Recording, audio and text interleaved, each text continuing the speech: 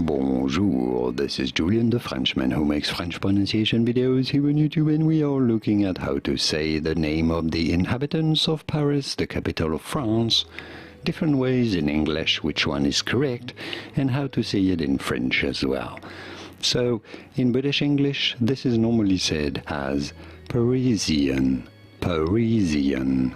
In American English, however, it is normally pronounced as Parisian, Parisian, with this jeune sound. So which one is the closest to the French way of saying it? So for reference, in France it is said as Parisien.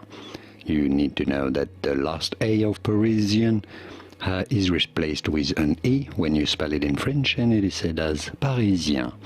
So the British way, Parisian, is a little closer really to the French way of saying it. Parisian is closer to Parisien than the American way, Parisian. And now you know it all, I think, don't you? Did you get this? Was this any helpful? Let me know in the comments and by using the like button. Thanks for your support.